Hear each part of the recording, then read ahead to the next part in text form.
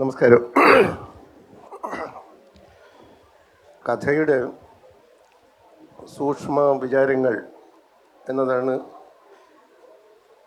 ഇവിടെ പ്രമേയം. ജീവിതത്തിൻ്റെ സൂക്ഷ്മ വിചാരങ്ങളാണ് കഥ. വളരെ വർഷങ്ങൾക്ക് മുമ്പേ, ഒരു 60-ലധികം വർഷം മുമ്പാണ് ഞാൻ എൻ്റെ ആദ്യത്തെ കഥ എഴുതിയത്. അത് ഞാനൊരു UP സ്കൂളിൽ പഠിക്കുകയായിരുന്നു, 7ാം ക്ലാസ്സിൽ. അത് എൻ്റെ ഒരു അനുഭവ പരിസരത്തിൽ നിന്നാണ് ഞാൻ ആ കഥ എഴുതിയത്. ആ കഥ പ്രസിദ്ധീകരിച്ച കഥയൊന്നുമല്ല. ആ കഥയ്ക്ക് എന്ത് സംഭവിച്ചു എന്നൊക്കെ ഞാൻ പിന്നീട് ഒരു കഥയായിട്ട് എഴുതിയിട്ടുണ്ടായിരുന്നു. എൻ്റെ ബാല്യത്തിലെ ഒരു ദുരനുഭവം ഒരു കഥയാക്കിയിട്ട് എഴുതിയതാണ്. പക്ഷെ അത് നാടോടി കഥയുടെ രൂപത്തിലുള്ള ഒരു കഥയായിരുന്നില്ല. ഒരു ബാലനാണ് എഴുതിയതെങ്കിലും ഈ നാടോടി കഥകളുടെ നമ്മൾ അന്ന് കേട്ട് നമുക്ക് പഴക്കമുള്ള നാടോടി കഥകളുടെ രീതിയിലായിരുന്നില്ല കഥ. നമ്മുടെ ആ പുതിയ കാല കഥകളുടെ രീതിയിൽ തന്നെയാണ് അത് എഴുതിയിരുന്നത്. പക്ഷേ എൻ്റെ ബാല്യത്തിൻ്റെ അനുഭവമാണ്. പക്ഷെ അന്ന് ഞാൻ MT വാസുദേവൻ നായരുടെ കഥകളൊന്നും വായിച്ചിട്ടില്ല. MTയുടെ വളരെ പ്രകൃഷ്ടങ്ങളായിട്ടുള്ള കഥകൾ മുഴുവനും എഴുതപ്പെട്ടത് 52-ന് ശേഷമാണ്. അതിൽ പലതും ബാല്യത്തെക്കുറിച്ചിട്ടുള്ള കഥകളാണ്. അതുകൊണ്ട് ഞാനത് പ്രത്യേകം എടുത്തു പറയുന്നു. അതിൽ പടക്കം, ഒരു പിറന്നാളിൻ്റെ ഓർമ്മയ്ക്ക്, കർക്കിടകം, നിൻ്റെ ഓർമ്മയ്ക്ക് തുടങ്ങി ഈ ബാല്യം പ്രമേയമായിട്ട് വരുന്ന നിരവധി കഥകൾ MT എഴുതിയിട്ടുണ്ടായിരുന്നു. ഇതിൽ ഒരു കഥ, പടക്കം എന്ന് പറയുന്ന കഥ, അത് പടക്കം, വിഷുവിന് പടക്കം വാങ്ങിക്കുന്നതും, അത് ഈ ചെറുമനായിട്ടുള്ള ഒരാൾ ഈ ആ പടക്കം കൊണ്ടുപോയി പൊട്ടിക്കുന്നതൊക്കെയാണ്. അത് ഒരു ഭഗവതിയുടെ മച്ചനുണ്ടായിരുന്ന നിധി കുഴിച്ചെടുത്ത് അതിനോട് പടക്കം വാങ്ങിച്ചത്, അത് പൊട്ടിക്കാൻ പാടില്ല എന്നൊക്കെ പറഞ്ഞാൽ അതാണ് പടക്കം എന്ന് പറഞ്ഞ കഥ. ഞാൻ എഴുതിയതും സത്യം പറഞ്ഞാൽ ഈ പടക്കത്തെക്കുറിച്ചാണ് കഥ ചെയ്തത്. അതിന് പടക്കം തന്നെയായിരുന്നു പേര്. പക്ഷേ പടക്കം എന്ന കഥ ഞാൻ വായിക്കുന്നത് എത്രയോ കാലം കഴിഞ്ഞിട്ടാണ്. ഇപ്പോൾ ബാല്യത്തെക്കുറിച്ച് MT എഴുതിയിട്ടുള്ള കഥകൾ വായിക്കുന്നത് വളരെ കാലം കഴിഞ്ഞിട്ടാണ്. പക്ഷേ ആ ഒരു നേറുന്ന ഒരു ബാല്യം അന്ന് എൻ്റെ ഉള്ളിലുണ്ടായിരുന്നു. അതിൻ്റെ ഒരു അനുഭവമാണ് അന്ന് കഥയായിട്ട് ആവിഷ്കരിച്ചത്. പിന്നീട് നമ്മുടെ ജീവിതത്തിൻ്റെ പല ഘട്ടങ്ങളിൽ പലയിടത്തും കണ്ടിട്ടുള്ള അനുഭവ തലങ്ങളാണ് കഥയായിട്ട് മാറിയിട്ടുള്ളത്. ഇപ്പം ജീവിതവും കഥയും തമ്മിലുള്ള ബന്ധം എന്താണെന്ന് ചോദിക്കുന്നുണ്ടെങ്കിൽ ജീവിതത്തിൻ്റെ നേർക്കാഴ്ച തന്നെയാണ് കഥ. ജീവിതം തന്നെയാണ് കഥ എന്ന് പറയുന്നത്. അപ്പോൾ അതിന് കഥ എന്ന് പറയുന്ന ഇവിടെ അങ്ങനെ ഒരു സമ്പർക്കം പൊതുവിൽ ഫിക്ഷൻ എന്ന അർത്ഥത്തിലാണ് ഇവിടെ സ്വീകരിച്ചിട്ടുള്ളത്. അത് ചെറുകഥകൾ മാത്രമൊന്നുമല്ല. പക്ഷേ ഈ ചെറുകഥകളും നോവലുകളും ഇവ യഥാർത്ഥത്തിൽ 3 സമ്മർദ്ദങ്ങളാണ്. ഒരു ചെറുകഥ എഴുതുന്ന ഒരാൾക്ക് നോവൽ എഴുതാൻ കഴിയണമെന്നില്ല. ചെറുകഥ എഴുതിയവർ നോവൽ എഴുതാൻ പോയിട്ട് പരാജയപ്പെട്ട അനുഭവങ്ങൾ മലയാളത്തിലുണ്ട്. അതേസമയത്ത് മലയാളത്തിലെ ഏറ്റവും വലിയ നോവൽ എഴുതിയിട്ടുള്ള വിലാസിനി ഒരു ചെറുകഥ പോലും എഴുതിയിട്ടില്ല. അതേപോലെ മലയാളത്തിൽ നിരവധി വലിയ നോവലുകൾ എഴുതിയിട്ടുള്ള C. രാധാകൃഷ്ണൻ, അദ്ദേഹം ഒരു ചെറുകഥാകൃത്ത് എന്ന നിലയിൽ എഴുതിയിട്ടുണ്ട്, ചില കഥകൾ എഴുതിയിട്ടുണ്ടെങ്കിൽ പോലും. പക്ഷെ അദ്ദേഹം ഒരു ചെറുകഥാകൃത്ത് എന്ന നിലയ്ക്ക് നിന്നിട്ടില്ല. MT വാസുദേവൻ നായർ ചെറുകഥകൾ വേറെ എഴുതുന്നു, അതിനോടൊപ്പം നോവലുകളും വേറെ എഴുതുന്നു. അപ്പോൾ ഇതിനെ നമ്മൾ ഒരു സാമാന്യവൽക്കരിച്ച് ഒറ്റ സമ്പർക്കം എന്ന നിലയിൽ അതിനെ കാണാൻ വേണ്ടി പറ്റുകയില്ല. അപ്പോൾ കഥ എന്ന് പറയുന്ന ഒരു മാധ്യമം അതിനെ, ഇപ്പോൾ ഹെമിംഗ്വേ പോലുള്ള ഒരു എഴുത്തുകാരനാണ് എനിക്ക് കഥയെക്കുറിച്ചിട്ടുള്ള ഒരു സിദ്ധാന്തം. കഥ എഴുതുന്ന പലരും സിദ്ധാന്തങ്ങൾ അവതരിപ്പിച്ചിട്ടുണ്ട്. പക്ഷേ കഥ എഴുതിക്കൊണ്ട് ഒരു സിദ്ധാന്തം അവതരിപ്പിച്ചിട്ടുള്ളത് ഹെമിംഗ്വേയാണ്. ഹെമിംഗ്വേയുടെ വളരെ അറിയപ്പെടുന്ന ഈ ഐസ്ബർഗ് തിയറി ഇന്ന് മലയാള കഥയിൽ തീർത്തും അപ്രസക്തമായി പോയ ഒരു സിദ്ധാന്തമാണ് ഈ ഐസ്ബർഗ് തിയറി. അപ്പോൾ ഹെമിംഗ്വേ പറഞ്ഞത് വളരെ കുറച്ച് പറഞ്ഞിട്ട് വളരെ കൂടുതൽ പറയുക എന്നുള്ളതാണ് ഐസ്ബർഗ് തിയറിയുടെ. നമ്മുടെ ഒരു മഞ്ഞ മലയുടെ അതിൻ്റെ മുകളറ്റം മാത്രം നമ്മൾ കാണുന്നു. അതിൻ്റെ മുഴുവൻ ഭാഗവും ബാക്കിയുള്ള മുഴുവനും അതിൻ്റെ അടിയിലാണ്.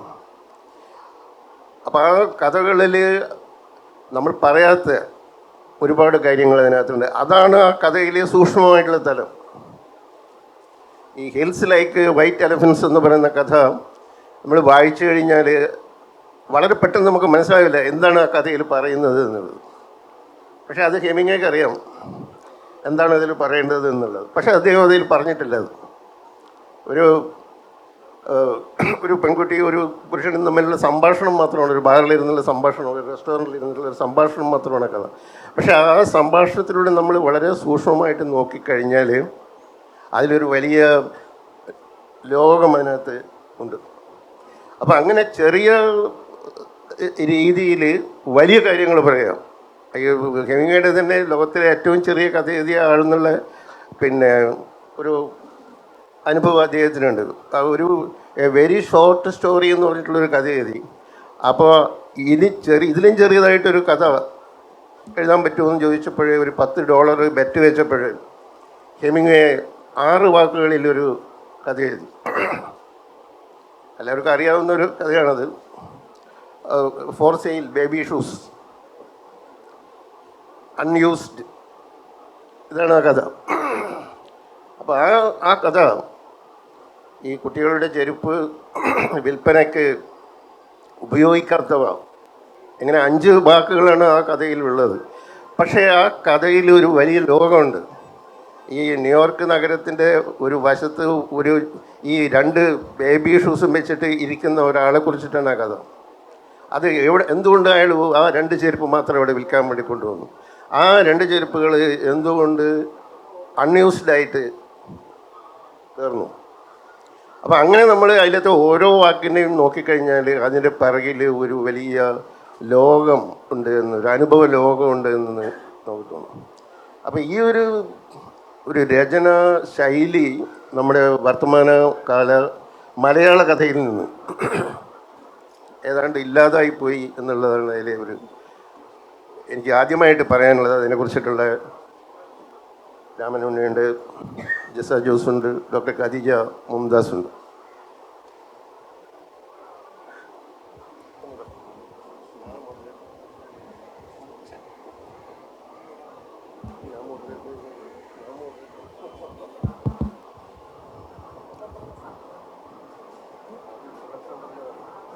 വേദിയിലിരിക്കുന്ന പ്രശസ്ത കഥാകൃത്തുക്കളെ, സുഹൃത്തുക്കളെ, കഥയുടെ സൂക്ഷ്മവിചാരത്തിൻ്റെ ചില മണ്ഡലങ്ങളിലേക്ക് CV ബാലകൃഷ്ണൻ ഇവിടെ പ്രവേശിക്കുകയുണ്ടായി. ഈ കഥയുടെ സൂക്ഷ്മവിചാരങ്ങൾ എന്ന ആ ശീർഷകം വലിയ അർത്ഥമാനങ്ങളുള്ളതാണ് എന്നാണ് എനിക്ക് ആദ്യം പറയാനുള്ളത്. കാരണം ഭാഷയുടെ ചില പരിമിതികളുണ്ട്. ഭാഷ അതിൻ്റെ സാമാന്യവൽക്കരണ സ്വഭാവം കൊണ്ട് സവിശേഷമായ ചില കാര്യങ്ങളെ പ്രതിപാദിക്കാൻ പരാജയപ്പെടും.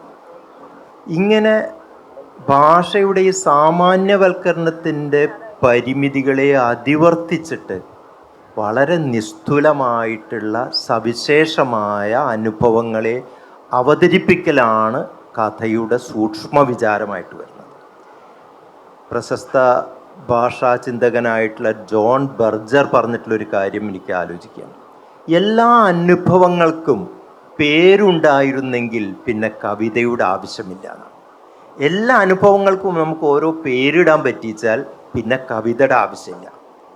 ഇപ്പം സൗഹൃദം എന്നുള്ളൊരു വാക്കുണ്ട്, ഒരു അനുഭവമാണ്. പക്ഷേ നമുക്ക് 10 ചങ്ങാതിമാരുണ്ടെങ്കിൽ 10 തരം സൗഹൃദങ്ങളുണ്ടാവും. അപ്പോൾ ഈ സൗഹൃദം എന്ന വാക്കുകൊണ്ട് ഈ 10 വ്യത്യസ്തമായിട്ടുള്ള നിസ്തുലമായ അനുഭവങ്ങളെ നമുക്ക് അവതരിപ്പിക്കാൻ പറ്റുകയില്ല. ഈ ഭാഷയുടെ പരിമിതിയാണ് സാഹിത്യം അല്ലെങ്കിൽ കഥ അല്ലെങ്കിൽ കവിത. ഈ ഭാഷയുടെ പരിമിതിയെ ഭാഷ കൊണ്ട് തന്നെ അതിവർത്തിക്കുകയാണ്. കവിതയിൽ കൂടെ കഥയിൽ കൂടെ വരുന്ന സമയത്ത് അതിൻ്റെ സൂക്ഷ്മവും കൃത്യവുമായിട്ടുള്ള ഈ സവിശേഷതകളിലേക്ക് അത് എത്തുന്നു. ഇന്നിപ്പോൾ നമ്മളൊരു സൂക്ഷ്മ വിചാരത്തിൻ്റെ കാലം, എല്ലാം മനുഷ്യനെ പറ്റിയിട്ടുള്ള സൂക്ഷ്മ വിചാരം. മനുഷ്യനെന്താ എന്ന് പറയുമ്പോൾ മനുഷ്യനിൽ നിയാന്തർത്താലിൻ്റെ അംശങ്ങളടക്കമുണ്ട് എന്ന് കണ്ടെത്തിയിരിക്കുക. അതുമാതിരി ഭാഷയെ പറ്റിയിട്ടുള്ള സൂക്ഷ്മ വിചാരങ്ങൾ കണ്ടെത്തിയിരിക്കുന്നത് മനുഷ്യനായത് 4 കാലിലുള്ള ജീവി 2 കാലിൽ എഴുന്നേറ്റപ്പോഴൊന്നുമല്ല, ഭാഷയുടെ ഇന്ദ്രിയം അവനിൽ വളർന്നപ്പോഴാണ്. ഇത് ഭാഷയെ പറ്റിയിട്ടുള്ളൊരു സൂക്ഷ്മ വിചാരം. സാഹിത്യത്തെ പറ്റിയും ഇതുമാതിരിയുള്ള സൂക്ഷ്മ വിചാരമുണ്ട്. സാഹിത്യത്തിനെ പറ്റിയിട്ട് ന്യൂറോളജി പുതിയ സൂക്ഷ്മ വിചാരം നടത്തുന്നത് നമുക്ക് മറ്റുള്ളവരെ മനസ്സിലാക്കാനുള്ള അനുതാപം എന്ന് പറഞ്ഞ ഇഡുണ്ടല്ലോ, അത് പ്രവർത്തിക്കുന്ന നമ്മളെ മസ്തിഷ്കത്തിലെ ഫ്രണ്ടൽ ലോബിലെ ഡോക്ടർ ഖദീജ മുംതാസ് കളപ്പള ഞാൻ വൈദ്യശാസ്ത്രം പറയുന്നത്, പിന്നെ ഫ്രണ്ടൽ ലോബിലാണ് ഇത്ര ഈ മസ്തിഷ്ക കേന്ദ്രം. സാഹിത്യം അതിനെ വളർത്തും. ഈ ഫ്രണ്ടൽ ലോബിന് കേട് വന്നവർക്ക് മറ്റുള്ളവരെ അടിച്ചു കൊന്നാലും കൂടി ഒരു വിഷമമില്ല, കണ്ടുകൂടി നിൽക്കും. വലിയ കൊലയാളികളൊക്കെ ആവുന്നവർ വെൻട്രോമീഡിയൽ ഈ ഫ്രണ്ടൽ ലോബിന് കുഴപ്പമുള്ള ആൾക്കാരാണെന്ന് പറയും. അപ്പം സാഹിത്യത്തിന് അങ്ങനെ ഒരു ന്യൂറോളജിക്കലായിട്ടുള്ളൊരു സൂക്ഷ്മ വിചാരം വന്നുകൊണ്ടിരിക്കുക. ഇതേപോലെ തന്നെ കഥയ്ക്കൊരു സൂക്ഷ്മ വിചാരമുണ്ട്. കഥ എന്തിനുള്ളതാണ് എന്ന് പഠിക്കുന്ന സമയത്ത് പോൾ റിക്കൂർ എന്ന് പറഞ്ഞിട്ടുള്ള പ്രധാന ഭാഷാശാസ്ത്രജ്ഞൻ പറഞ്ഞ് കഥയാണ് മനുഷ്യപ്രജ്ഞയിൽ കാലത്തെ പറ്റിയിട്ടുള്ള അവബോധം ഉണ്ടാക്കിയത് എന്നാണ്. കാലത്തെപ്പറ്റി ഇന്നലെ, ഇന്ന്, നാളെ എന്നുള്ള ബോധമുണ്ടല്ലോ, മറ്റ് ജീവജാലങ്ങൾക്കൊന്നും അതില്ല. അപ്പോൾ കഥ ശരിക്കും എന്താ, മനുഷ്യൻ്റെ പ്രജ്ഞയിൽ കാലത്തെ പറ്റിയിട്ടുള്ള ബോധമുണ്ടാക്കുന്നു. കാലത്തെ പറ്റിയ ബോധമാണ് മനുഷ്യനെ ചരിത്ര മനുഷ്യനാക്കുന്നത്. അപ്പം കഥ എന്ന് പറഞ്ഞ ഒരു ചില്ലറ കാര്യമല്ല, കഥ കളിയല്ല, പ്രധാനപ്പെട്ട കാര്യമാണ്. മനുഷ്യപ്രജ്ഞയിൽ മനുഷ്യനെ ചരിത്ര മനുഷ്യനാക്കിയിട്ടുള്ള കാര്യമാണ് കഥ എന്ന് പറയുന്നത്. പലപ്പോഴും പിന്നെ മറ്റ് ജീവജാലങ്ങൾക്കൊന്നും കാലബോധമില്ല എന്ന്. അപ്പോൾ നമ്മൾ ലാംഗ്വേജിനെ പറ്റി പറയും, language is the house of being എന്ന് പറയും. അപ്പം അങ്ങനെ നോക്കുകയാണെങ്കിൽ story is the house of history എന്ന് പറയാം സത്യത്തിൽ. അപ്പോൾ ഇങ്ങനെ കഥയെ പറ്റിയിട്ടുള്ള സൂക്ഷ്മ വിചാരങ്ങൾ വന്നുകൊണ്ടിരിക്കും. അപ്പോൾ ഇതൊന്നും നമുക്കിങ്ങനെ വിശദമായിട്ട് വളരെ ചുരുങ്ങിയ സമയമുള്ളൂ. ഞാൻ വിചാരിച്ചത് ഓരോരുത്തരും ക്രിയേറ്റീവ് റൈറ്റേഴ്സ് അവരുടെ കഥയെ പറ്റിയിട്ട് തന്നെ സൂക്ഷ്മ വിചാരം നടത്തട്ടെ, അതായിരിക്കും നന്നായിരിക്കുക എന്നാണ്. പക്ഷേ ബാലകൃഷ്ണൻ ആന കാര്യമായിട്ട് സ്വന്തം കഥയെപ്പറ്റിയൊന്നും പറഞ്ഞില്ല. പിന്നെ മറ്റ് MTയിലേക്കൊക്കെ പോവുകയാണ് ചെയ്തിട്ടുള്ളത്. ഇവിടെ ഇരിക്കുന്നതെല്ലാം പ്രശസ്തരായിട്ട് ആയുസിൻ്റെ പുസ്തകം കൊണ്ടും ബർസ കൊണ്ടും പിന്നെ ജിസയാണെങ്കിൽ പിന്നെ സ്ത്രീയുടേതായിട്ടുള്ള വ്യത്യസ്ത ഭാവമണ്ഡലങ്ങളൊക്കെ അവതരിപ്പിക്കുന്ന ഒരു എഴുത്തുകാരി കൂടിയാണ്. ഇങ്ങനെയുള്ളവർക്ക് അവരുടേതായിട്ടുള്ള പിന്നെ കഥയുടെ സൂക്ഷ്മ വിചാരങ്ങൾ നടത്താനുണ്ട്. പക്ഷേ ഈ സമയത്ത് കഥയുടെ ഇന്നിപ്പോൾ അത് പറയുന്നതിന് പ്രസക്തി ഉള്ളതുകൊണ്ടാണ് ഞാൻ പറയുന്നത്. ഇപ്പം NS മാധവൻ എഴുത്തച്ഛൻ പുരസ്കാരത്തിൻ്റെ വെളിച്ചത്തിൽ നിൽക്കുകയാണല്ലോ. കഥയുടെ സൂക്ഷ്മ വിചാരത്തിൻ്റെ ഒരു മാതൃകയായിട്ടുള്ള കഥയാണ് തിരുത്ത എന്ന കഥ. ഒരു സംഭവം, രാഷ്ട്രീയമായൊരു അതിക്രമം നടക്കുന്നു, അത് എങ്ങനെയാണ് സമൂഹത്തിൽ അതിൻ്റെ പ്രതിഫലനമുണ്ടാക്കുന്നത്, മനുഷ്യ ഹൃദയങ്ങളെ എങ്ങനെയാണ് വിഭജിക്കുന്നത് എന്നതിൻ്റെ സൂക്ഷ്മ വിചാരമാണ് തിരുത്ത എന്ന കഥ. ബാബറി മസ്ജിദ് പൊളിച്ചപ്പോൾ കുറേ ആൾക്കാർ ഇങ്ങനെ ഒരു ബിൽഡിങ് കയറി കുരങ്ങന്മാരെ മാതിരി ഇത് പൊളിച്ചിടുന്നതാണ് നമ്മൾ കണ്ട്. പക്ഷെ അതിൻ്റെ ഒരു സൂക്ഷ്മ വിചാരം, രാഷ്ട്രീയമായിട്ടുള്ള സൂക്ഷ്മ വിചാരമാണ് മാധവൻ നടത്തിയത്. കാരണം ചുല്യാറ്റ് എന്ന് പറഞ്ഞിട്ടുള്ള ഒരു പത്രപ്രവർത്തകൻ ഇക്ബാൽ ഡോക്ടർ എടുത്ത് തന്നപ്പോൾ സ്വന്തം വീട് മാതിരിയുള്ളവരാ. അവർ പറയാണ് പിന്നെ അങ്കിള് മാത്രമാണ് ഒരു ഹിന്ദു പിന്നെ സുഹൃത്തായിട്ടുള്ള ഞങ്ങൾ ഈ വിഷയത്തെപ്പറ്റി സംസാരിക്കാത്തതെന്ന്. അപ്പോൾ ചുല്യാട്ട് വയ്ക്കുക, എന്നാണ് മോളെ ഞാനൊരു ഹിന്ദു അങ്കിളായി നിനക്ക് മാറിയത്?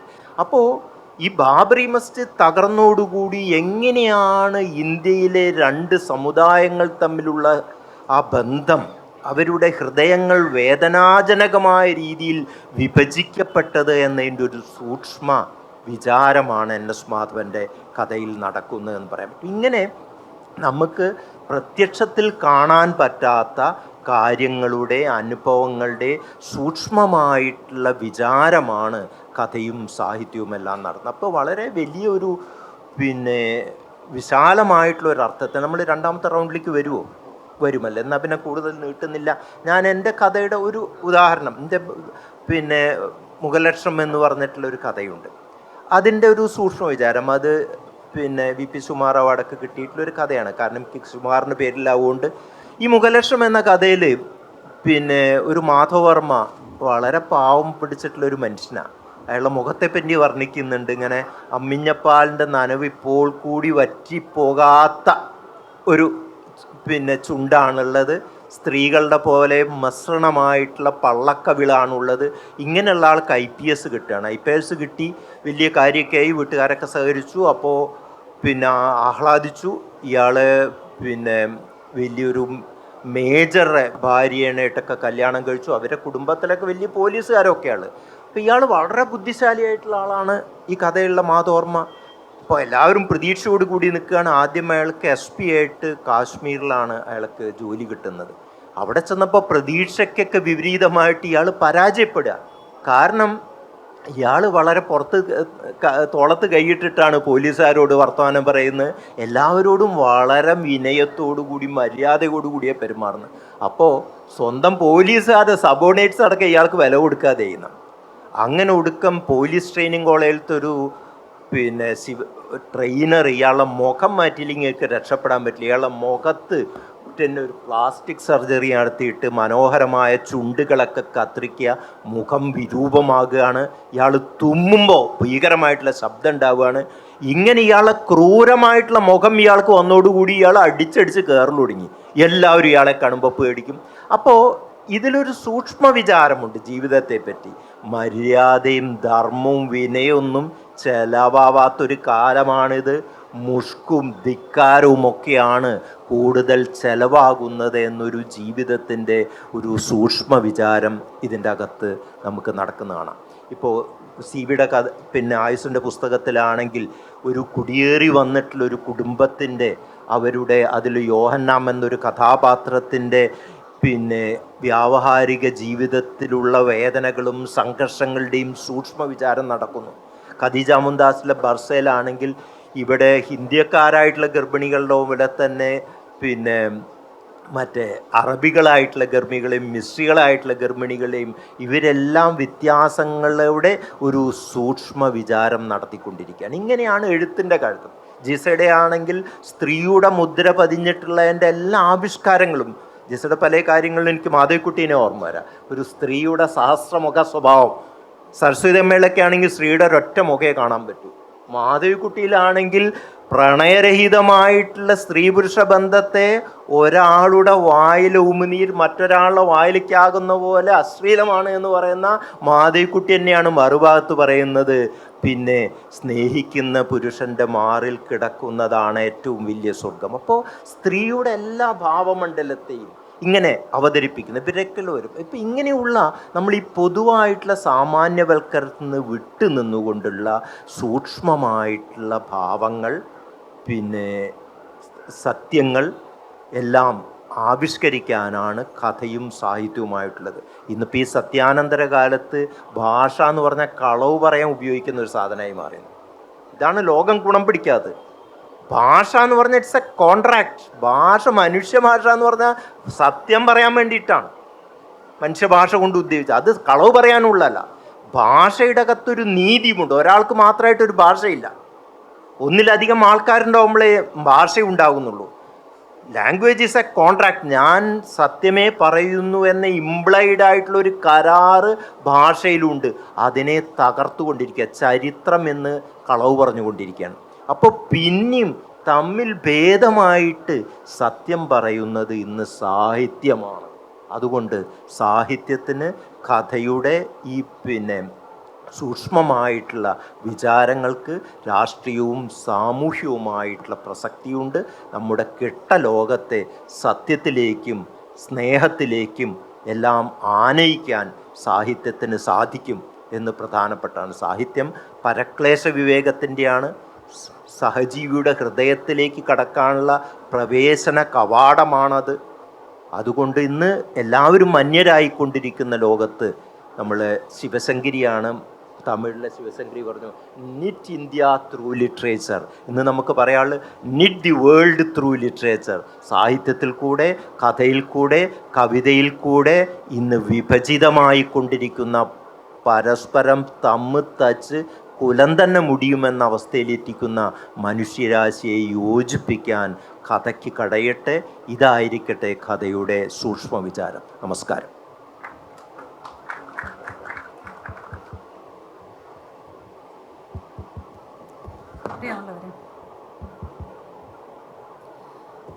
ഇവിടെ സൂക്ഷ്മ വിചാരങ്ങളെപ്പറ്റി ആമുഖമായിട്ട് 2 വലിയ എഴുത്തുകാർ സംസാരിച്ചു കഴിഞ്ഞു.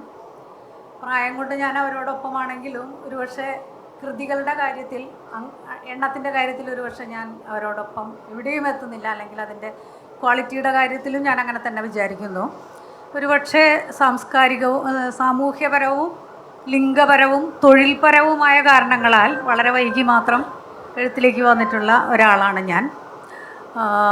ഇപ്പോൾ ഇദ്ദേഹം രാമനുണ്ണി പറഞ്ഞ 2 കാര്യങ്ങൾ എൻ്റെ മനസ്സിൽ സ്ട്രൈക്ക് ചെയ്തു. ഒന്ന്, ജോൺ ബെർജറെ ഉദ്ധരിച്ച കാര്യമാണ്. അത് വളരെ ശരിയാണ്. ഒരു സൗഹൃദം എന്നുള്ളൊരു വാക്ക്, അല്ലെങ്കിൽ അത് നമുക്ക് നിർവചിക്കാൻ പറ്റാത്ത അവസരങ്ങളുണ്ട്. ഞാൻ ഓർക്കുന്ന മാധവിക്കുട്ടിയുടെ ഒരു കഥ തന്നെയാണ്. പേര് വാസ്തവത്തിൽ ഞാൻ ഓർക്കുന്നില്ല. ഒരു ബാല്യകാല സഖി വലിയ ഒരാളായതിനു ശേഷം, ഇദ്ദേഹം വളരെ ഒരു പുരുഷനാണ് അതിലെ പ്രധാന കഥാപാത്രം. അദ്ദേഹം വളരെ ഉയർന്നൊരു നിലയിലെത്തുന്നു. പക്ഷെ നാട്ടുമ്പുറത്തേക്ക് വരുമ്പോൾ ഈ ബാല്യകാല സഖിയെ കാണുന്നു. ഒരുപക്ഷെ അവൾ കൃത്യമായിട്ട് മാധവിക്കുട്ടി ഒന്നും പറയാറില്ലല്ലോ. ഐസ്ബർഗ് ഫിനോമിനൻ എന്ന് പറഞ്ഞ പോലെ തന്നെ ഈ സുഹൃത്ത് ഒരുപക്ഷെ സാമൂഹ്യപരമായിട്ട് വളരെ താഴ്ന്ന നിലയിലുള്ള ആളായിരിക്കാം, ജാതി വേറെ ആയിരിക്കാം, മറ്റു ചില ഡിഫക്റ്റുകളും ഒക്കെ ഉണ്ടായിരിക്കാം. അപ്പം അമ്മയ്ക്ക് ഈ സ്ത്രീയോട് ഇവർ ഇടപെടുന്നത് ഇഷ്ടമല്ല. പക്ഷേ ഇവർക്ക് ഈ ബാല്യകാല സഖിയോട് ഉള്ളത് എന്താണ് എന്നറിയില്ല. സഹതാപമാണോ പ്രണയമാണോ എന്താണെന്ന് പ്രകടിപ്പിക്കാൻ പറ്റാത്ത ഒരു വികാരം. അവസാനം ആകെ ഒറ്റൊന്നാണ്, മഴയത്ത് നനഞ്ഞിരിക്കുന്ന ആ ഒരു ബാല്യകാല സഖിയുടെ അടുത്തേക്ക് അമ്മ കാണാതെ സന്ധ്യാനേരത്തെ ഇറങ്ങി ചെന്നിട്ട് വെറുതെ തലയിൽ കൈവച്ച് പറയാണ് എല്ലാം ശരിയാകും എന്ന്. അപ്പോൾ ഇത്തരത്തിലുള്ളൊരു മാനസിക ബന്ധങ്ങൾ നമുക്ക് എന്താണെന്ന് പ്രകടിപ്പിക്കാൻ കഴിയാത്ത തരത്തിലുള്ള സൗഹൃദമാവാം, പ്രണയമാകാം. ഇങ്ങനെയുള്ള വികാരങ്ങൾ പ്രകടിപ്പിക്കാൻ തീർച്ചയായിട്ടും കവിതയും കഥകളും ഒക്കെ ഉപകരിക്കുന്നുണ്ട്. നോവലുകളിലും തീർച്ചയായിട്ടും അത് വരുന്നുണ്ട്. രണ്ടാമത്തെ കാര്യം, രാമനുണ്ണി പറഞ്ഞത്, രാമനുണ്ണി ഒരു ഡോക്ടറാവാൻ ആഗ്രഹിച്ച ആളാണ് എന്നെനിക്കറിയാം. അതുകൊണ്ട് തന്നെ മെഡിക്കൽ ആയിട്ട് ബന്ധമുള്ള പേഷ്യൻ്റായിട്ടാണ് തുടങ്ങിയത്. പക്ഷേ എങ്കിൽ പോലും രാമനുണ്ണി വിട്ടുകൊടുത്തിട്ടില്ല. രാമനുണ്ണിയുടെ കഥകളിലൊക്കെ ഞങ്ങൾ ഡോക്ടർമാരേക്കാൾ കൂടുതൽ ഇത്തരം അനുഭവങ്ങൾ ധാരാളമായിട്ടുണ്ട്. ന്യൂറോളജിക്കലും ഗൈനക്കോളജിക്കലുമായിട്ടുള്ള ധാരാളമായിട്ടുള്ള ഈ സന്ദർഭങ്ങൾ അതിൽ ധാരാളമായിട്ട് വരുന്നുണ്ട്. എന്നെ സംബന്ധിച്ചാണെങ്കിൽ അതിൽ നിന്ന് മാറി നിൽക്കാൻ നിരന്തരം ശ്രമിക്കുന്ന ഒരാളാണ് ഞാൻ. പക്ഷെ മിക്കവാറും അതിൽ മൂക്കുകുത്തി വീഴുകയും ചെയ്യാറുണ്ട് പലപ്പോഴും. നോവലിലൂടെയാണ് ഞാൻ തുടങ്ങിയത്. ബർസയെ പറ്റി രാമനുണ്ണിയെ സ്പർശിച്ചു, സന്തോഷം. ചെറുകഥകൾ വളരെ കുറച്ച് മാത്രമേ ഞാൻ എഴുതിയിട്ടുള്ളൂ. പക്ഷേ എഴുതിയിട്ടുണ്ട്, അത് പലർക്കും അറിയുമോയെന്നറിയില്ല. ഒരുപക്ഷെ ഇടിവെട്ട് ഏൽക്കുമ്പോഴാണ് ഞാൻ കഥ എഴുതാറ് എന്ന് പറയാം. ഒരു വലിയ അനുഭവം വന്നൊരു ഇടിവെട്ട് പോലെ എന്നിൽ പതിക്കുമ്പോഴാണ് ഞാനൊരു കഥയായിട്ട് അത് എഴുതാറ്. അങ്ങനെ 2 എണ്ണത്തിനെ പറ്റി വേണമെങ്കിൽ പറയാമെന്ന് ഞാൻ വിചാരിക്കുന്നു. ഒന്ന്, ഒരു ഓട്ടിസം വ്യക്തിത്വം ഒരു ചെറുപ്പക്കാരനാണ്. നമുക്കറിയാം ഏതെല്ലാം രീതിയിൽ പുതിയ കാലത്ത് കുറച്ചൊക്കെ അവർക്ക് പരിഗണന കിട്ടുന്നുണ്ടെങ്കിൽ പോലും പൊതുവേ നമ്മൾ ആ കാര്യം സംസാരിക്കാനോ അവരുടെ ജീവിതത്തെ സ്പർശിക്കാനോ തയ്യാറാവാറില്ല. എങ്കിലും കഥകൾ, സിനിമകൾ ഒക്കെ ഉണ്ടായിട്ടുണ്ട് എന്ന് വേണമെങ്കിൽ പറയാം. പക്ഷെ അവനൊരു യുവാവായി വരുമ്പോൾ അവൻ്റെ ഒരു ലൈംഗികമായിട്ടുള്ള ആഗ്രഹം, അല്ലെങ്കിൽ ലൈംഗികമായിട്ടുള്ള അവൻ സപ്രസ് ചെയ്ത് വെച്ചിരിക്കുന്ന, അവനൊരു സമൂഹത്തിൽ ഇടപെടാൻ അവന് ഭയങ്കര പ്രയാസമാണ്. ഭാഷ, നേരത്തെ പറഞ്ഞു, ഭാഷയാണ് മനുഷ്യനും തമ്മിൽ ബന്ധപ്പെടാനുള്ള ഏറ്റവും വലിയ ഒരു സംവിധാനം എന്ന് പറയുമ്പോൾ ഈ ഭാഷയാണ് അവർക്ക് ഏറ്റവും വലിയ ഒരു ഹിൻഡ്രൻസ് ആവുന്നത്. ഭാഷ എക്സ്പ്രഷനാണ് അവർക്ക് വലിയൊരു ഹിൻഡ്രൻസ് ആകുന്നത്. പക്ഷേ അവരിൽ കലാകാരന്മാരുണ്ടാകാം, ബൗദ്ധികമായിട്ട് വളരെ ഉയർന്നവരുണ്ടാകാം. പക്ഷേ അതൊക്കെ നമ്മൾ അംഗീകരിക്കുമ്പോൾ പോലും ഈ ഒരു ലൈംഗികത എന്നുള്ള ഒരു ആസ്പെക്റ്റ് അതങ്ങനെ സ്പർശിക്കാറില്ല. ഈയിടെ വന്നിട്ടുണ്ട്, സുഭാഷ് ചന്ദ്രൻ്റെ നോവലിലൊക്കെ അത് വന്നിട്ടുണ്ട്. അപ്പോൾ ഇങ്ങനെ ഒരു ഇടിവെട്ട് എനിക്ക് കേൾക്കുകയുണ്ടായി. ഒരു വീട്ടിലെത്തിയ ഇത്തരം ഒരു കുട്ടി എൻ്റെ ബന്ധു തന്നെയാണ്. അപ്പോൾ അതിൽ നിന്നുണ്ടാകുന്ന ഒരു കഥയാണ്, ഞാൻ കാണുകയാണ് അത്തരം ഒരു എക്സ്പ്രഷൻ. ആരെയും ഉപദ്രവിക്കുന്നു ഒന്നുമില്ല. പക്ഷെ അവൻ അവൻ്റേതായ രീതിയിൽ അവൻ്റെ ലൈംഗികമായിട്ടുള്ള സപ്രസ്ഡ് ആയിട്ടുള്ള ആ ഒരു വൈകാരികത പുറത്തേക്ക് കൊണ്ടുവരുന്ന ഒരവസരം എനിക്കത് അതിന് എന്താ പറയണ്ട അഭിമുഖീകരിക്കേണ്ടി വരികയാണ്. അപ്പോൾ അതാണ് ഒരു കഥയായിട്ട് നാം ജീവിതങ്ങൾ ചുട്ടെടുക്കുന്നവർ എന്ന പേരിലൊരു കഥയാവുന്നത്. നമ്മളൊക്കെ ജീവിതം ചുട്ടെടുക്കുകയാണ്. നമ്മുടെ മക്കൾ ഇങ്ങനെ ആയിരിക്കണം, അങ്ങനെ ആയിരിക്കണം, അങ്ങനെ വാർത്തെടുക്കപ്പെട്ട ജീവിതങ്ങൾക്കിടയിൽ വ്യത്യസ്തമായിട്ടുള്ള ഒരു ജീവിതം ആവിഷ്കരിക്കാൻ ശ്രമിക്കുന്ന ഒരു വ്യക്തിയായിട്ടാണ് ഞാൻ ഈ ഓട്ടിസം കുട്ടിയെ കൊണ്ടുവരുന്നത്.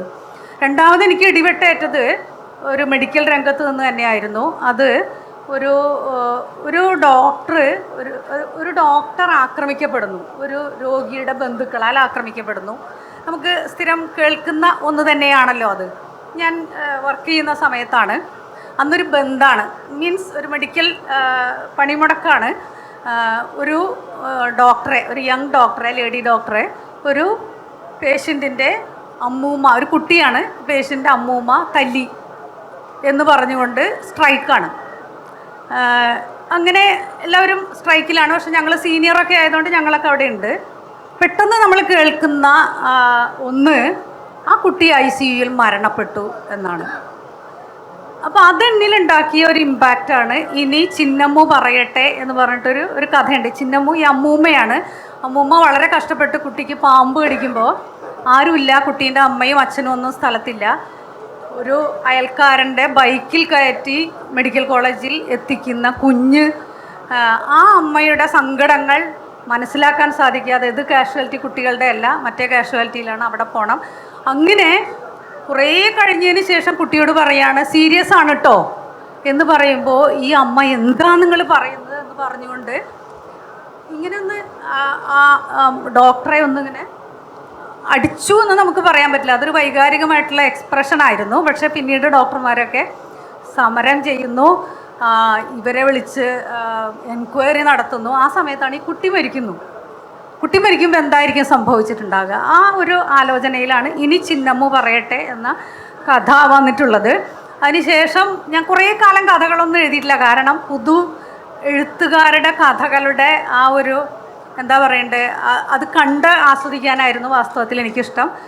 ജിസ ആയാലും രാമനുണ്ണി ആയാലും CV ആയാലും പുതിയ എഴുത്തുകാരായാലും എങ്ങനെ എഴുതുന്നു എന്ന് കാണാനും അതിനെപ്പറ്റി സംസാരിക്കാനുമാണ് വാസ്തവത്തിൽ ഞാൻ സമയം കണ്ടെത്താറ്. ലേഖനങ്ങൾ ധാരാളമായിട്ട് എഴുതാറുണ്ട്. ഈയിടെ ഒരു ഒരു പത്രാധിപർ എന്നെ വിളിച്ചിട്ട് ഒരു ഗാന്ധി പതിപ്പുണ്ട്, അതിലേക്ക് ഒരു രചന വേണം.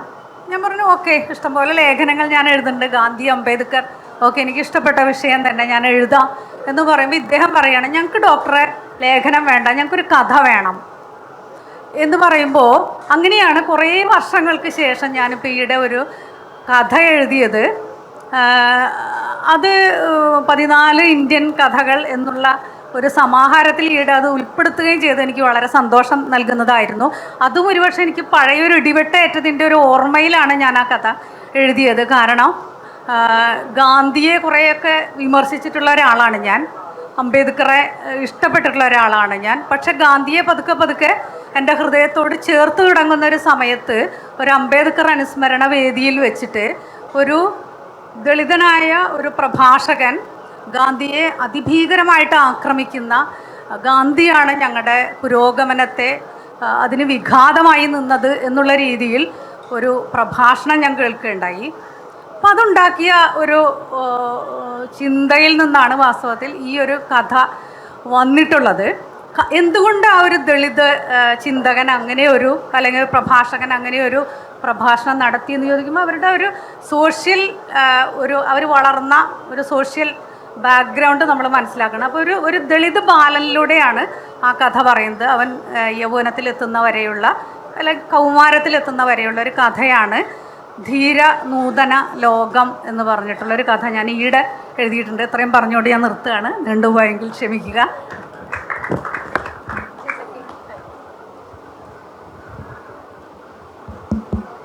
എല്ലാവർക്കും നമസ്കാരം.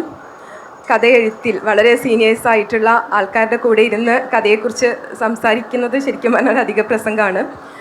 ഇവരുടെയൊക്കെ കഥകൾ വായിച്ചിട്ടാണ് നമ്മൾ CV ബാലകൃഷ്ണൻ സാറിൻ്റെയും രാമനുണ്ണി സാറിൻ്റെയും ഒക്കെ കഥകൾ വായിച്ച് അങ്ങനെയാണ് കഥയോടുള്ള ഒരു മമത, ഇഷ്ടം ഒക്കെ നമ്മളുടെയൊക്കെ തലമുറയിൽ ഉണ്ടായി വന്നിട്ടുള്ളത്.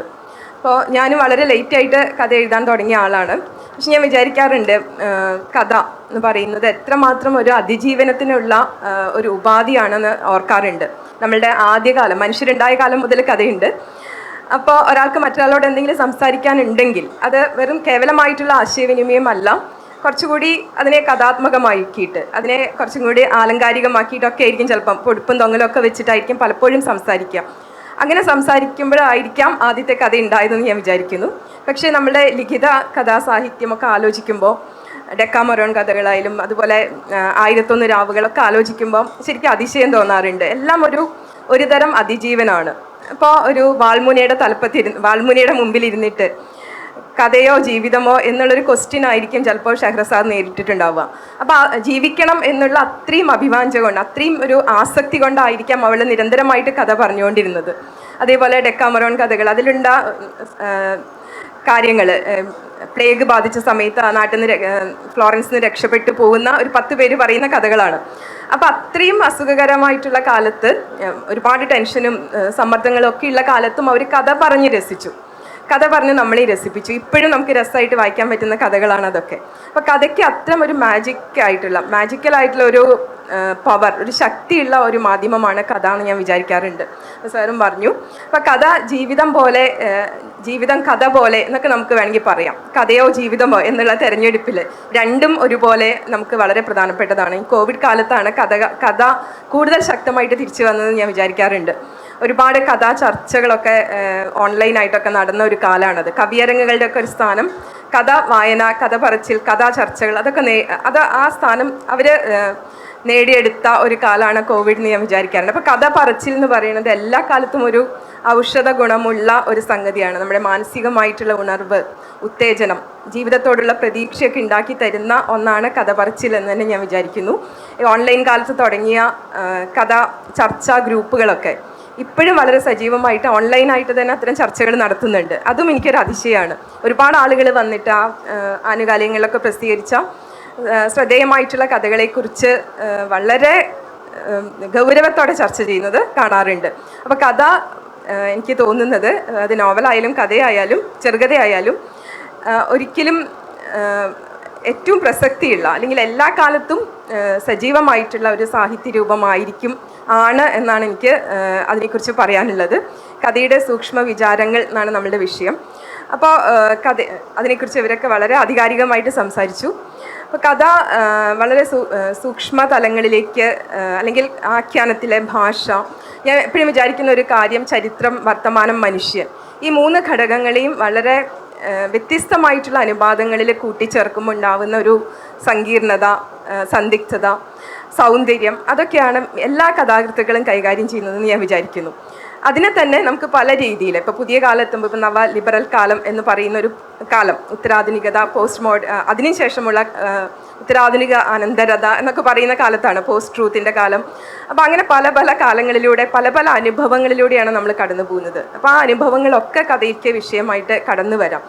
അത് കേവലമായിട്ട് നമ്മുടെ സാങ്കേതിക വൈദഗ്ധ്യം വളരുന്നത്, നമ്മളുടെ ആഗോളവൽക്കരണം, സാങ്കേതിക വിദ്യ, വിവര സാങ്കേതിക വിദ്യ, അങ്ങനെയൊക്കെയുള്ള സംഗതികളെല്ലാം വളരെ ഡാറ്റാ ബേസ്ഡ് ആയിട്ട്, ഡാറ്റകളുടെ അടിസ്ഥാനത്തിൽ നമ്മൾ എഴുതുന്നതല്ല കഥ. എന്തായാലും അതിനെ ഇതേപോലെ മനുഷ്യ അനുഭവങ്ങളുമായിട്ട് കൂടി ബന്ധിപ്പിച്ച് എഴുതുമ്പോഴാണ് അത് മികച്ച കഥയാവുന്നത്.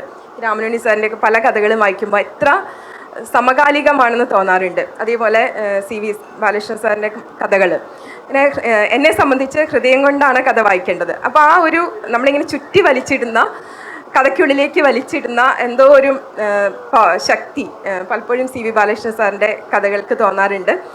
ഖദീജ മുംതാസിൻ്റെ ഞാൻ അധികം നോവലാണ് വായിച്ചിട്ടുള്ളത്.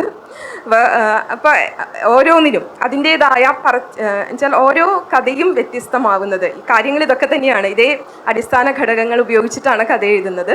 പക്ഷെ അതിനെ നമ്മളുടെ ഭാഷ കൊണ്ട്, നമ്മളുടെ ആഖ്യാനത്തിൻ്റെ സവിശേഷത കൊണ്ട് അതിനെ വളരെ വ്യത്യസ്തമാക്കാൻ ഓരോ എഴുത്തുകാർക്ക് സാധിക്കുന്നുണ്ട്.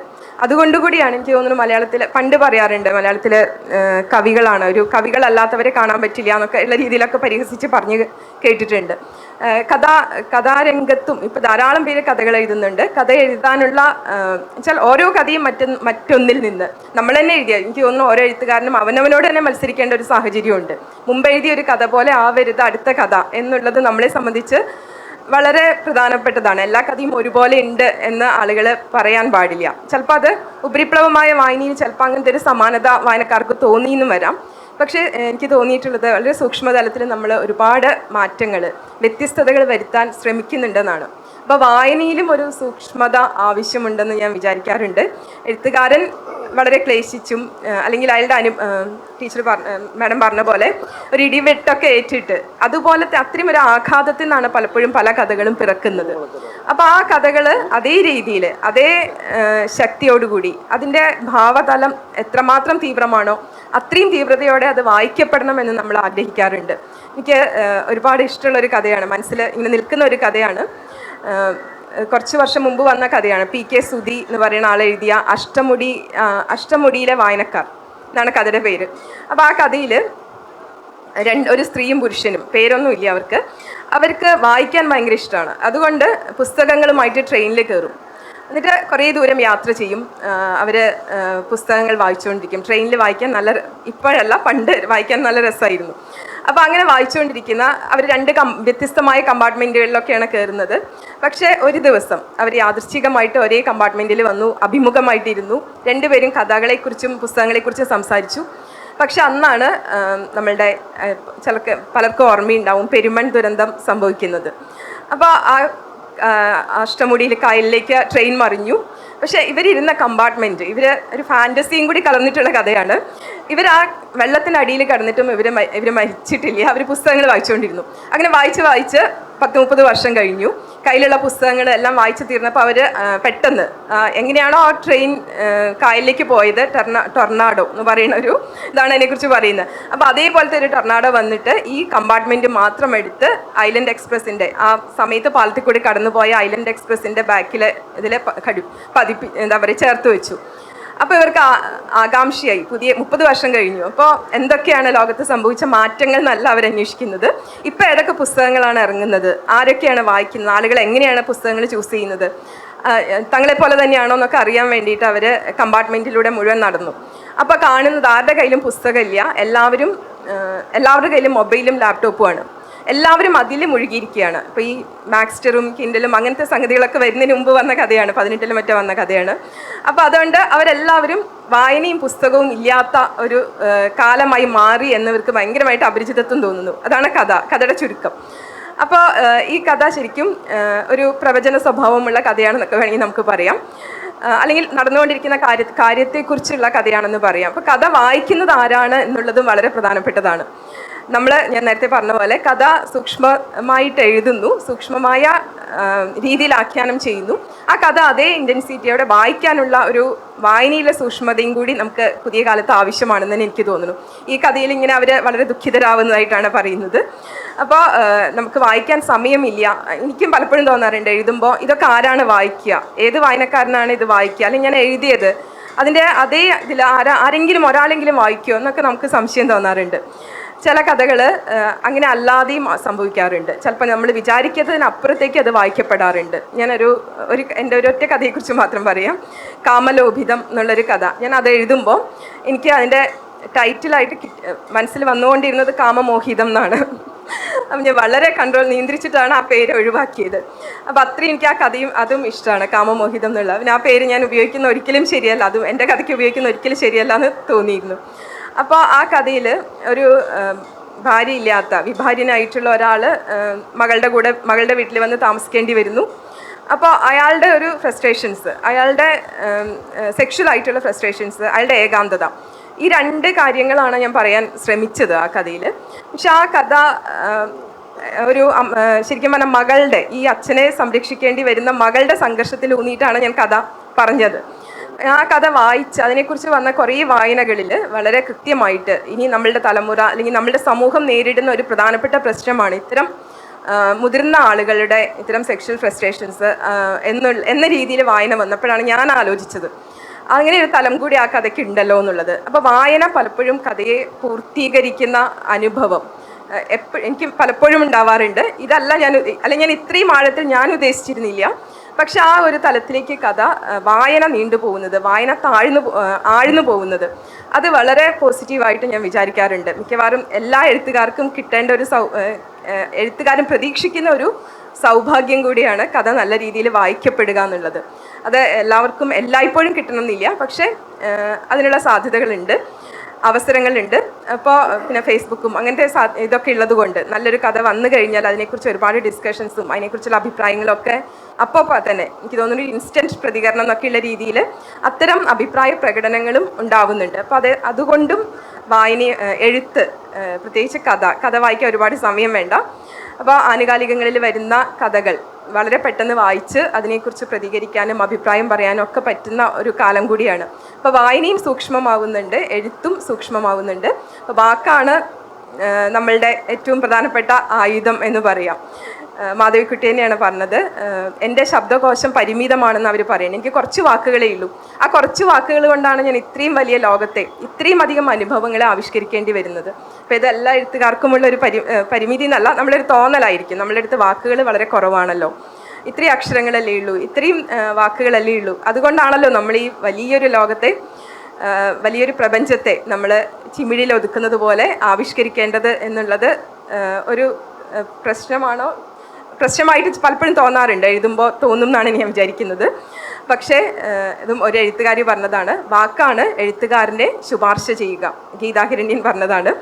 അപ്പോൾ ഓരോ എഴുത്തുകാരനും എഴുത്തുകാരിയും അവൻ്റെ വാക്കുകൊണ്ട് അവളുടെ അസ്തിത്വം, അവളുടെ സാന്നിധ്യം കഥാലോകത്ത് അറിയിക്കുകയാണ്. അപ്പോൾ കഥ പറഞ്ഞുകൊണ്ടേയിരിക്കണം, കഥ കേൾക്കാൻ ആളുകളുണ്ട്, കഥ നമുക്ക് അതിജീവനത്തിനുള്ളൊരു മാർഗമാണ്. എല്ലാ കാലത്തും അതങ്ങനെയായിരുന്നു, ഇനിയുള്ള കാലത്തും അങ്ങനെ ആയിരിക്കും എന്നാണ് ഞാൻ വിചാരിക്കുന്നു.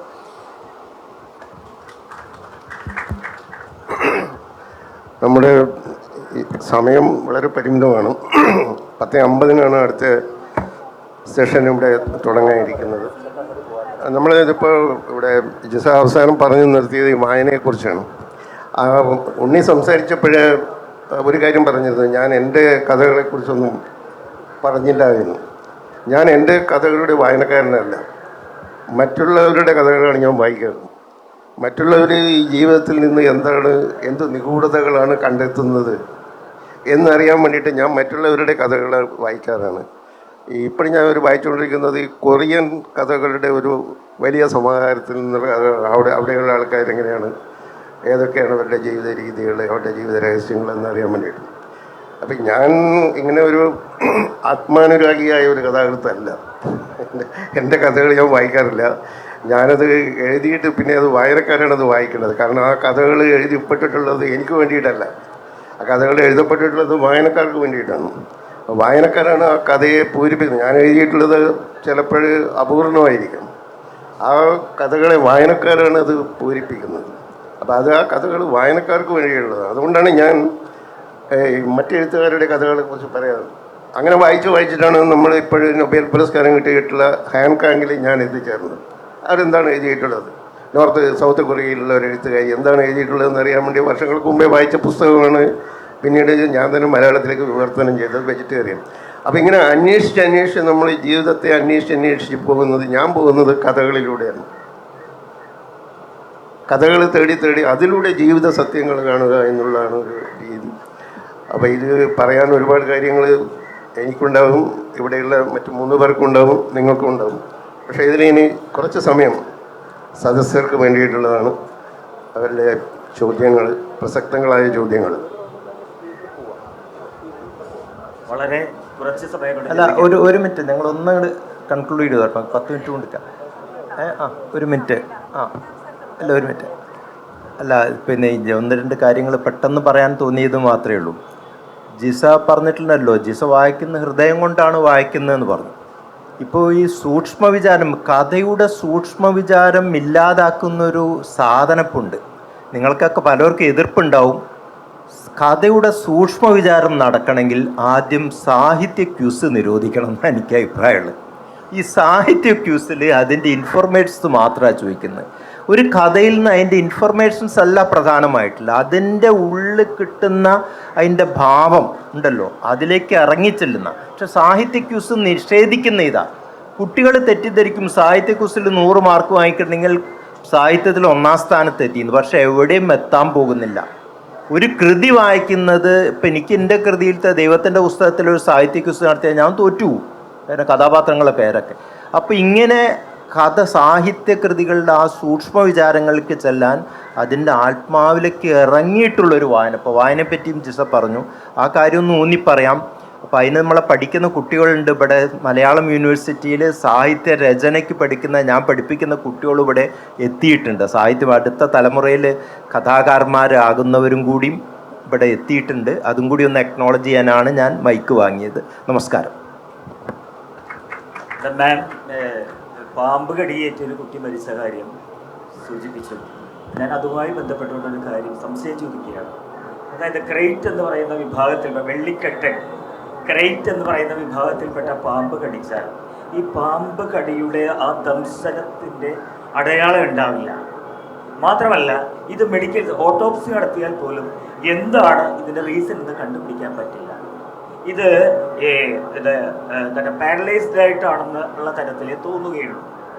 അതുപോലെ തന്നെ ഇതിൻ്റെ ഫീച്ചേഴ്സ് വ്യക്തമായിട്ട് ഇതുവരെയായിട്ടും മനസ്സിലായിട്ടില്ല. ഇങ്ങനെയൊക്കെ ഒരു ഫിനോമിനയാണ്.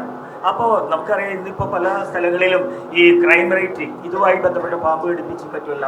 അപ്പോൾ അതിൻ്റെ സാധ്യതകൾ നമുക്ക് പറയാൻ പറ്റില്ല. അപ്പോൾ ഇതുമായി ബന്ധപ്പെട്ടുകൊണ്ടുള്ള എന്തെങ്കിലും തരത്തിലുള്ള ഇൻഫർമേഷൻ ഉണ്ടെങ്കിൽ അറിയിച്ചാൽ കൊള്ളാം. നമുക്കൊരു മെഡിക്കൽ ചർച്ച ആക്കേണ്ട ആവശ്യമില്ല എന്നാണ് ഞാൻ വിചാരിക്കുന്നത് കേട്ടോ. പല പാമ്പുകളും പലതരത്തിലാണ്.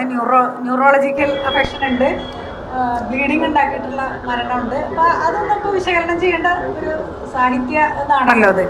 ഞാൻ ഈ കഥയിൽ, ഞാനിപ്പോൾ ഈ പറഞ്ഞ ഈ കഥയിൽ ഈ കുട്ടിയെ കൊണ്ടുവരുമ്പോൾ ഡോക്ടർ ചോദിക്കുന്നൊരു ചോദ്യമുണ്ട്, പാമ്പിനെ കൊണ്ടുവന്നിട്ടുണ്ടോ? അപ്പോൾ പാമ്പിനെ കൊണ്ടുവന്നിട്ട് ഡോക്ടർക്ക് എളുപ്പമാണ് എന്താണ് ആൻറ്റിഡോട്ട് കൊടുക്കേണ്ടതെന്ന്. പക്ഷെ കൊണ്ടുവന്നിട്ടില്ല എന്നുള്ളതൊരു കുറ്റമാവുമ്പോഴാണ് അവിടെ പ്രശ്നം. അപ്പോൾ ആ ഒരു സാഹിത്യ വിചാരമാണ് ഞാൻ അതിൽ നടത്തിയിരിക്കുന്നത്. മറ്റേത് നമുക്ക് പിന്നീട് ഒരിക്കൽ സംസാരിക്കാം എന്നാണ്. ഒരു ശിശുവിനെ സംബന്ധിച്ചിടത്തോളം കുഞ്ഞുനാൾ മുതലേ പേടിപ്പെടുത്തുന്ന കഥകൾ കേട്ടായിരിക്കും വളരുക അല്ലേ. ഭക്ഷണം കഴിച്ചെങ്കിൽ ഉമ്മാക്കി വരും, മര്യാദയ്ക്ക് കഴിച്ചോ എന്ന് പറയും. അപ്പോൾ ഒരു ശിശുവിനോട് ഇല്ലെങ്കിൽ ഒരു ശിശുവിന് ചരിത്രം കഥയായി പറഞ്ഞു കൊടുക്കുവാണെങ്കിൽ, ഇപ്പോൾ നമ്മളിവിടെ ഗാന്ധിജി, അംബേദ്കറൊക്കെ നമ്മൾ സംസാരത്തിൽ കഥകളുടെ സൂക്ഷ്മ വിചാരങ്ങൾ ചിന്തിക്കുകയുണ്ടായി. അപ്പോൾ എൻ്റെ ഒരു ചോദ്യം, കുറച്ച് നാൾ മുമ്പ് അല്ലെങ്കിൽ ഞാനൊക്കെ സ്കൂളിൽ പഠിക്കുമ്പോൾ ടീച്ചർ കഥയായിട്ട് പറഞ്ഞത് ഗാന്ധിജി നാഥുറാം വിനായക ഗോഡ്സെയാൽ വെടിവെച്ച് കൊല്ലപ്പെട്ടു എന്നായിരുന്നു. എന്നാൽ പോസ്റ്റ് ട്രൂത്ത് എത്തിയിരിക്കുമ്പോൾ അതിന് ചിലപ്പോൾ ആൾക്കൂട്ടത്തിൽ നിന്ന് ഒരാൾ വെടിവെച്ചു ഗാന്ധിജി കൊല്ലപ്പെട്ടു എന്നായി. ഇനി ഒരു പോസ്റ്റ് ട്രൂത്ത് കാലം വരുവാണെങ്കിൽ ഗാന്ധിജി പണ്ടേതോ റീലിൽ അല്ലെങ്കിൽ ട്രോളിൽ കണ്ട പോലെ ഓട്ടോ ഇടിച്ച് മരിച്ചു എന്നാകുമോ എന്നാണ് എൻ്റെ ഒരു ചോദ്യം.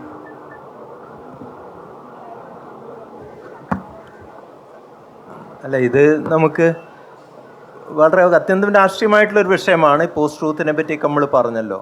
അതിപ്പോൾ ഈ സത്യങ്ങളൊക്കെ മാറ്റിമറിക്കപ്പെട്ടിരിക്കുന്നൊരു കാലമാണ്. അതുകൊണ്ടാണ് സാഹിത്യമാണെന്ന് സത്യം കുറച്ചെങ്കിലും പറയുന്ന ഒരു ഭാഷാരൂപമെന്ന് ഞങ്ങൾ പറയാൻ കാരണം. Thank you, sir.